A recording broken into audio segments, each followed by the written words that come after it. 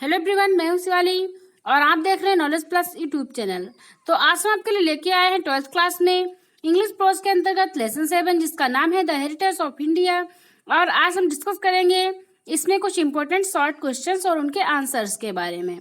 तो चलिए स्टार्ट करते हैं आज की वीडियो। क्वेश्चन पहला है, what did Ram Mohan Roy advocate? Ram Mohan Roy ने किसका पक्ष लिया? तो इसका आंसर है Raja Ram Mohan Roy was a great reformer of the 19th century. Raja Ram Mohan Roy 19वीं शताब्दी के एक महान समाज सुधारक थे। He saw many evils in the Indian society and sought to remove them. उन्होंने भारतीय समाज में प्रचलित कई बुराइयों को देखा और उन्हें दूर करने का प्रयास भी किया। It was on account of his untiring efforts that the sati system was abolished by law.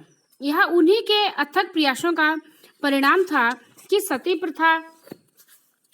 प्रथा का कानूनी रूप से उन्मूलन किया गया। Through his writing and speeches, he mobilized the Indian towards the education of social evils. अपने लेखों तथा भाषणों के माध्यम से उन्होंने भारतीयों को सामाजिक बुराइयों के उन्मूलन के लिए प्रेरित किया। अगला क्वेश्चन है, what according to Vivekananda was the highest form of the service of the great mother? Vivekananda के अनुसार माँ की सेवा का सर्वोत्तम रूप क्या है? तो इसका आंसर है, according to Swami Vivekananda, the highest form of service of the motherland was service of the people of the country. Swami Vivekananda के अनुसार मातृभूमि की सेवा का सबसे ऊंचा रूप देश की जनता की सेवा है। Thus nationalism and social service became identical. इस प्रकार राष्ट्रवाद तथा समाज सेवा एक समान हो गए हैं। Swamiji thought that the first duty of a nationalist leader was the solution of the problems of poverty and ignorance of the Indian people. Swami ji ने सोचा कि राष्ट्रवादी नेता का प्रथम कर्तव्य भारतीयों की निर्धनता तथा अज्ञान की समस्याओं का समाधान करना है। अगला क्वेश्चन है, What do you understand why social service is religious duty? समाज सेवा एक धार्मिक कर्तव्य है, इससे आप क्या समझते हैं? तो इसका आंसर है, Gandhi ji raised social service to the level of a religious duty. Gandhi ji ने समाज सेवा के स्तर को ऊंचा करके धार्मिक कर्तव्य के स्तर तक पहुंचा दिया। गांधी जी ने समाज सेवा के स्तर को ऊंचा करके धार्मिक कर्तव्य के स्तर तक पहुंचा दिया। Social service became a part of one's religion, no matter to which religion one belonged. समाज सेवा किसी व्यक्ति के धर्म का अंग बन गई, भले ही वह व्यक्ति किसी भी धर्म का अनुयायी क्यों न हो। After all, every religion stands for the service of the people, irrespective of caste, color or creed. बहरहाल प्रत्येक धर्म जाति वर्ण या पंथ के भेदभाव के बिना जनता की सेवा पर बल देता है। We have to educate the illiterate, nurse the sick and tend the poor. हमें निरक्षरों को शिक्षित करना है, बीमार का उपचार करना है तथा निर्धन की सहायता करनी है। This service of the people is the service of the country. जनता की सेवा देश की सेवा है। He is truly religious who serves the people. वह सच्चे रूप में धार्मिक है जो जनता की सेवा करते हैं। वह सच्चे रूप में धार्मिक है जो जनता की सेवा करते हैं। अगला क्वेश्चन है, What does the author predict about the Indian way of life? Bharatiya Janata पद्धति के विषय में लेखक क्या भविष्यवाणी करता है? तो इसका आंसर है, The author predicts that whatever the future, the Indians will always remain essentially Indian. लेखक भविष्यवाणी करता है कि भविष्य चाहे जो रहे, किंतु भारतीय हमेशा आवश्यक रूप से भारतीय ही रहेंगे. Proud of their culture and their traditions, जिन्हें अपनी संस्कृति तथा परंपराओं पर गर्व होगा. They will not be slavish amateurs of the West, but will have firm roots in their own tradition. वे पश्चिम के गुलाम बनकर उसका अनुसरण नहीं करेंगे, किंतु अपनी परंपराओं में उनकी जड़ें मजबूत होंगी. At the same time, they will always be prepared to reject and remove whatever is wrong and unprogressive in their way of life. इसी के साथ ही वे हमेशा जो कुछ उनकी जीवन शैली में गलत तथा अप्रगतिशील रहेगा उसको अस्वीकार करने तथा उसे दूर करने के लिए तैयार रहेंगे. They will assimilate the best of all cultures to enrich the Indian culture. वे भारतीय संस्कृति को समृद्ध करने के लिए सभी संस्कृतियों के सर्वोत्तम तत्वों को आत्मसात कर लेंगे. अगला क्वेश्चन है, how will Indian civilization retain its continuity. भारतीय सभ्यता किस प्रकार अपनी निरंतरता बनाए रखेगी. तो इसका आंसर है, the Hindu civilization will retain its continuity by its steadfast devotion to its basic philosophy as enriched in its epics and other immortal books of philosophy.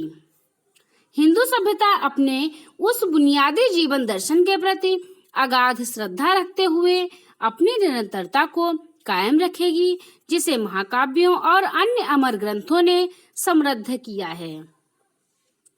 The Hindu thought will always continue to receive inspiration from the Bhagavad Gita and the Upanishads. Hindu विचार सदैव गीता तथा उपनिषदों से प्रेरणा प्राप्त करते रहेंगे. The heroes of the Ramayana and the Mahabharata will always have an impress on their minds and hearts. Ramayan और महाभारत के नायक हमेशा उनके मन तथा हृदय पर अपनी छाप छोड़ते रहेंगे. The love stories of Dushyant and Shakuntala और Pururava and Urvashi will always be loved and memorized by the people. Dushyant और शकुंतला अथवा पुरूरवा और उर्वशी की प्रेम गाथाओं को सदैव भारत के लोगों द्वारा चाहा जाएगा और उन्हें स्मरण रखा जाएगा और उन्हें याद रखा जाएगा. Hindu traditions of a calm and quiet life in the minds of challengers will continue to live. चुनौतियों के बीच शांत और निश्चिंत जीवन की हिंदू परंपराएं निरंतर चलती रहेंगी. Thus the continuity of Hindu civilization is assured. इस प्रकार हिंदू सभ्यता की निरंतरता सुनिश्चित है. अगला क्वेश्चन है, What contrast does the author see between the Indian way of life and that of the West? लेखक भारतीय जीवन पद्धति और पाश्चात्य जीवन पद्धति में क्या अंतर देखता है. तो इसका आंसर है, The author sees a great contrast between the Indian and the Western way of life. लेखक भारतीय तथा पश्चिमी जीवन शैलियों के बीच बड़ा विरोधाभास देखता है, बहुत ही अंतर देखता है. The Indian life is generally a calm and quiet life. Bharatiya Jeevan सामान्य रूप से शांत और संतुलित जीवन है. The Western way of life is busy, fast and hectic. पश्चिमी जीवन शैली व्यस्ततापूर्ण, तेज और चहल पहल से भरी है. The Indian life is not so advanced in these directions. Bharatiya Jeevan इन दिशाओं में इतना आगे नहीं बढ़ा है. It is still quiet and gentle. यह अभी भी शांत तथा सौम्य है. अगला क्वेश्चन है, What goes to prove that caste is disappearing fast in India? आप कैसे कह सकते हैं कि भारत में जाति शीघ्रता से गायब हो रही है. तो इसका आंसर है, Brahmins rub soldiers with the lowest classes and do not feel polluted. ब्राह्मण सबसे नीचे कही जाने वाली जाति के लोगों के साथ कंधे से कंधा मिलाकर चल रहे हैं और अपवित्र होने का अनुभव नहीं करते हैं. This shows that caste system is disappearing fast in India. यह प्रदर्शित करता है कि भारत में जाति व्यवस्था तेज गति से लुप्त हो रही है. अगला क्वेश्चन है, How is the old family system adapting itself? How is the old family system adapting itself to the present day needs? किस प्रकार प्राचीन परिवार तथा वर्तमान आवश्यकताओं के अनुरूप परिवर्तन हो रहे हैं? तो इसका आंसर है the old family system has been neglecting. पुरानी पारिवारिक व्यवस्था उपेक्षित की जा चुकी है. The family is divided into groups according to the occupation of each member. प्रत्येक सदस्य के पेशे के अनुसार परिवार समूहों में बट गया है. Small families are preferred. छोटे परिवारों को अधिक महत्व दिया जाने लगा है. अगला क्वेश्चन है, what is the specially of Indian culture? What is the specially of Indian culture? भारतीय संस्कृति की क्या विशेषता है? तो इसका आंसर है the speciality of Indian culture is that there is still continuity in it. भारतीय संस्कृति की विशेषता यह है कि इसमें अब तक निरंतरता है. Foreign influences came and they had great impact on it, but the fundamental elements of Hindu culture is everlasting. विदेशी प्रभाव आया और इसका असर पड़ा, किंतु हिंदू सभ्यता के मूल तत्व चिरस्थायी हैं. अगला क्वेश्चन है, what do the Bhagavad Gita and Upanishads do according to A L. Basham? A L. Basham के अनुसार भगवद गीता और उपनिषदों ने क्या किया? तो इसका आंसर है the man of action will still be inspired by the Bhagavad Gita.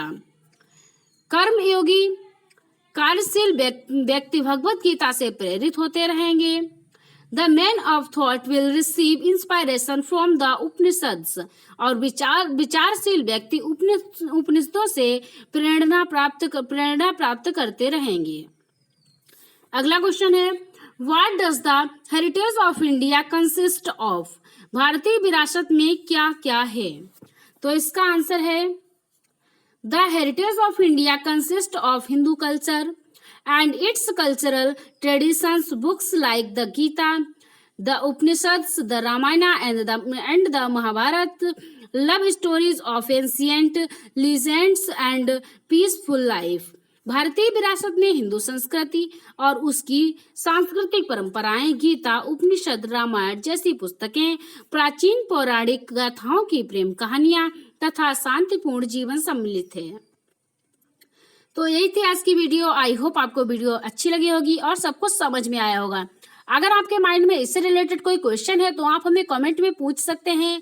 और आई होप आपको ये वीडियो अच्छा लगा होगा. सो प्लीज़ वीडियो को लाइक करें. अगर आपको वीडियो हेल्पफुल लगा हो तो प्लीज़ वीडियो को शेयर करें. और फाइनली हमारे यूट्यूब चैनल को सब्सक्राइब करें ताकि आने वाली नेक्स्ट वीडियो आपको टाइम पर मिल जाए. Thanks for listening my voice.